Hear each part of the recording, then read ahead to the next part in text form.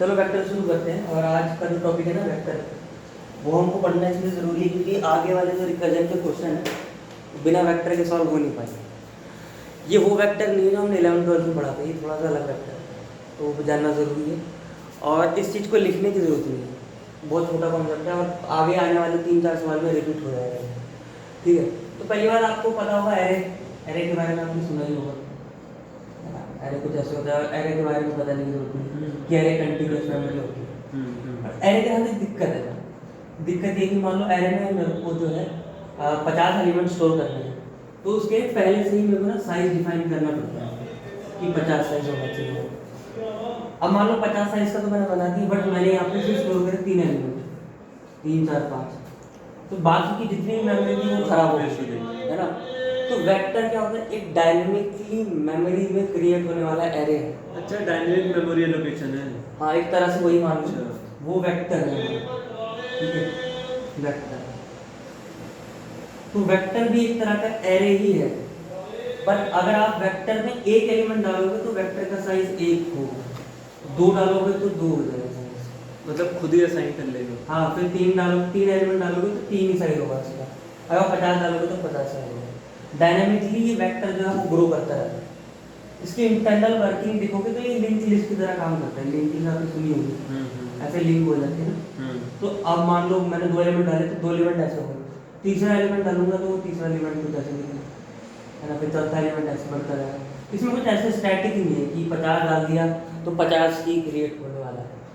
ठीक है, तो ये हमारा वेक्टर है, इसके बारे में जानना जरूरी है। अब वेक्टर का क्वेश्चन का आता हूँ डायरेक्ट। वेक्टर जो है ये क्वेश्चन में बहुत इस्तेमाल होता है। कैसे?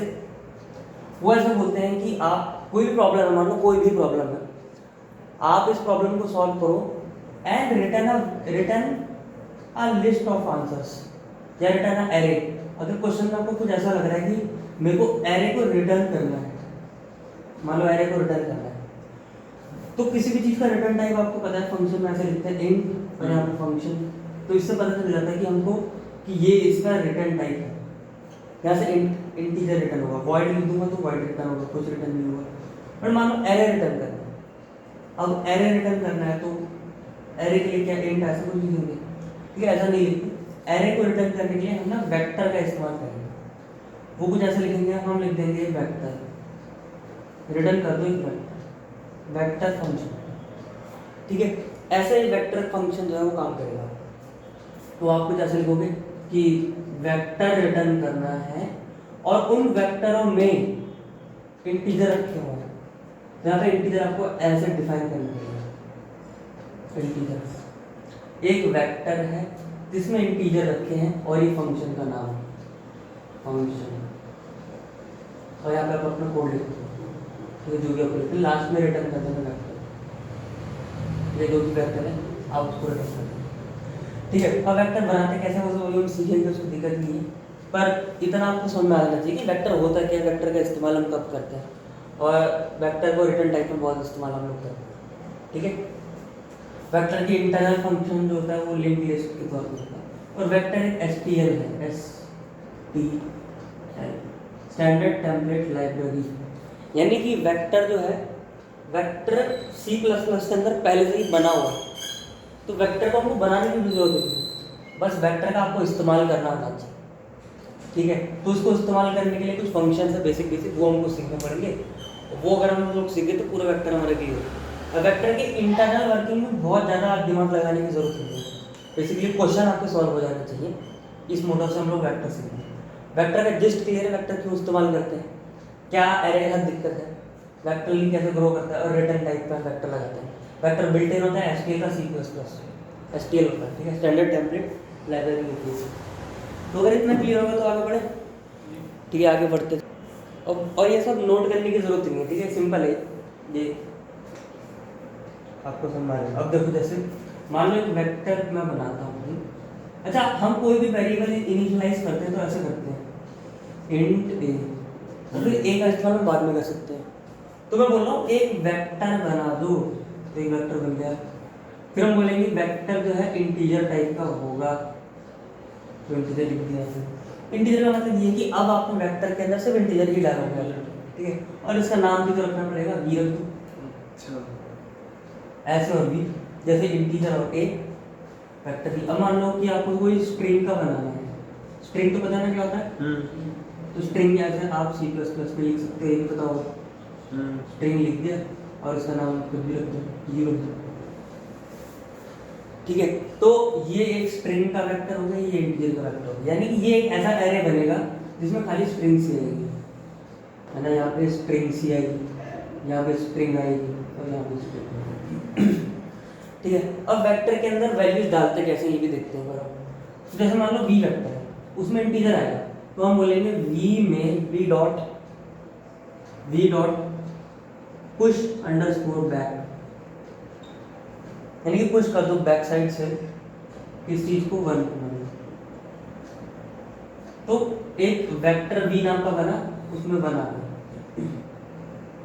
फिर से बोलेंगे अगर वेक्टर में फिर से सेम कर पुश बैक कर दो 3, तो क्या होगा 1 के बाद जो है 3 आता है, हमेशा बैक साइड से पुश होगा, ठीक है। तो v dot push back, pop कर तो पॉप बैक हो जाएगा, ठीक है, पॉप बैक, तो वो लास्ट में डिलीट करता हुआ चलेगा, ठीक है। जो अभी जो काम की चीज़ें वो मैं आपको अभी के लिए बता रहा हूँ, बाकी आगे तो वेक्टर का भी हम कुछ सीख सकते हैं वेक्टर में भी, अभी जो रिकर्जन में काम आएगा वो बता रहा हूँ, ठीक है। v डॉट पुश बैक सुना, v dot push back last में बस चीज़ों को ऐड करता है। अब अगर हम ध्यान से देखें, हम 2 चीज़ें ऐड करेंगे, अब अगर 2 चीज़ें ऐड करें तो इसका साइज भी 2 ही है ना, तो यही इसकी खास बात होती है। अब मान लो इसी एरे को प्रिंट करना है, ये एरे बन गया ना, इसी एरे को प्रिंट करना है, तो आप ऐसे प्रिंट कर सकते हो फॉर, 2 तरीके प्रिंट करने के। पहला तरीका देखते हैं, पहला तरीका ये है कि फॉर ऑटो और आई नाम का वेरिएबल है जो v के अंदर चलेगा, ये पाइथन की तरह है, फॉर आई इन रेंज होता है ना, ऐसा कुछ होता है।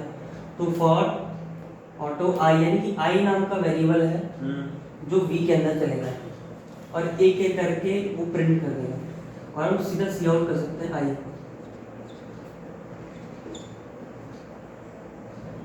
सीधा सी आउट कर सकते हैं आई,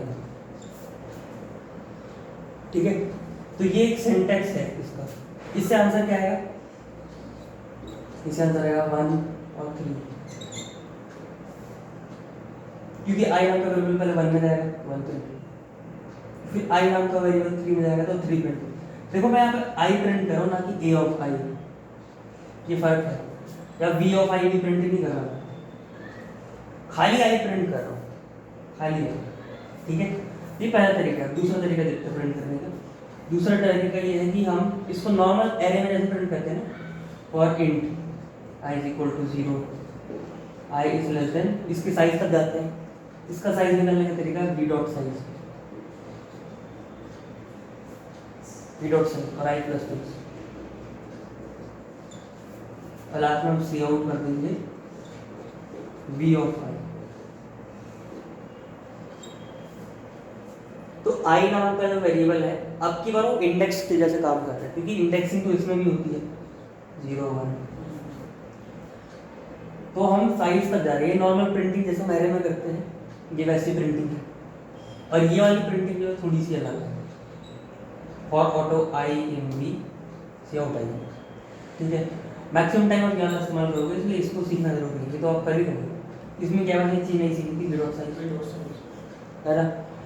तो एरे की जितनी भी डिस्कशन है हमने जो वेक्टर में डिस्कस करा, उसमें बस इतना ही हमको डिस्कस करना है अभी के लिए।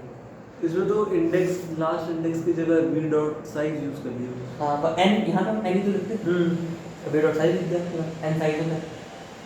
तो वेक्टर की पूरी डिस्कशन में जो हमको रिकर्जन में देखनी है, उसमें हमको बस इतना देखना है कि वेक्टर को यहाँ पे इंट लिखना जरूरी है, यहाँ पे स्ट्रिंग लिखना जरूरी है, यानी कि हमको टाइप बताना बहुत जरूरी है। एक हमने फंक्शन देखा V dot push back, last में पुश करने के लिए, और एक हमने प्रिंटिंग का तरीका देखा ऑटो वाला, ये for auto I in V, यानी कि आई नाम का वेरिएबल है जो वी के अंदर चलेगा, और आई ही प्रिंट होगा ना कि वी ऑफ आई, ये याद रखना। दूसरा तरीका हमने एक नई चीज भी सीखी, वी डॉट साइज से हम साइज पता कर लेते हैं, जैसे इस केस में साइज कहता है 2, ठीक है। ये हमारे वेक्टर की पूरी डिस्कशन है, बस इतना ही हमको जानने की जरूरत है। इतना समझा क्या, कुछ खास नहीं है, बस हमको बस पुश बैक, ऑटो और वी डॉट साइज, बस इतना जानने की ज़रूरत है। ये ऑटो का क्या काम था? ऑटो का काम बताता हूँ। ऑटो का काम ये है कि ऑटो ना, जैसे आई नाम का वेरिएबल है, अब आई इंटीजर होगा ना, क्योंकि आई इंटीजर वाले एरे में स्टोर होगा, तो हम चाहें तो यहाँ पे इंटीजर भी लिख सकते हैं, for integer I in V, यानी कि आई नाम का इंटीजर जो है वी के अंदर है। पर ऑटो हम कब लिखते हैं? तब लिखते हैं जब हमको स्पेसिफाई नहीं करना कि कौन सा वेक्टर होगा, क्या वो इंटीजर का वेक्टर होगा या वो स्ट्रिंग का वेक्टर होगा, क्योंकि इंटीजर के वेक्टर में आप इंटीजर लिख के प्रिंट करवा लो, स्ट्रिंग के वेक्टर में आप इसको स्ट्रिंग लिख दो, फॉर स्ट्रिंग आई, तो मान लो आपको पता ही नहीं कि कौन सा वेक्टर है, तो वो अपने आप समझ जाएगा। तो ऑटो लिख लो, ऑटोमेटिकली समझ में आ जाएगा उसको कि कोई भी वेरिएबल होगा या इंटीजर का स्ट्रिंग का, वो आई को अपने आप उसमें कन्वर्ट करके वी को प्रिंट कर देंगे। समझ गए? इतना के पक्का? तो चलो ठीक है, इतना हमको जानने की जरूरत थी बस वेक्टर में। ठीक है, अब हम क्वेश्चन जो करते हैं आगे।